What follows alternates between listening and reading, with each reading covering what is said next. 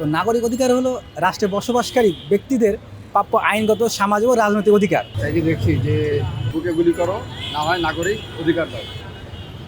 আপনি কি নাগরিক অধিকার থেকে বঞ্চিত? এবং নাগরিক অধিকার হলো রাষ্ট্রে বসবাসকারী ব্যক্তিদের প্রাপ্য আইনগত, সামাজিক ও রাজনৈতিক অধিকার, যা বৈষম্যহীনভাবে জীবনযাপন ও স্বাধীনতা নিশ্চিত করে। এখন এই 18 কোটি মানুষের এটাই নিশ্চিত আছে কিনা নাগরিক অধিকার, এটাই মুখ্য বিষয়। তার আইনগত, সামাজিক, রাজনৈতিক বৈষম্যহীনভাবে জীবনযাপন করতে পারে, স্বাধীনতা নিশ্চিত করতে পারে, এগুলো নাগরিক অধিকারের বিষয়। এখানে শুধু একজন ব্যক্তি না, 18 কোটি মানুষেরই কণ্ঠস্বর হিসেবে।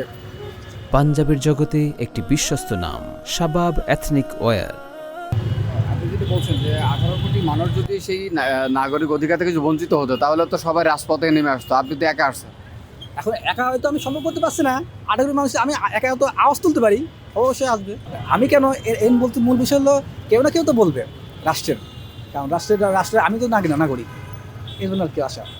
আপনি কি ভারসাম্য না সুস্থ সবল একজন ব্যক্তি? সুস্থ সবল। আপনার দেশে বাড়ি কোথায়? কুষ্টিয়া। আপনার পরিচয়টা কি তুলে ধরবেন? রাজন আলী, পড়াশোনা করার জন্য। Masters, Dhaka international university. 20 ফেব্রুয়ারি থেকে করছি। 20 ফেব্রুয়ারি থেকে শুরু করছি। কতদিন চল? এবং আমার সম্ভব যতটুকু সম্ভব এটা চালানো হয়েছে।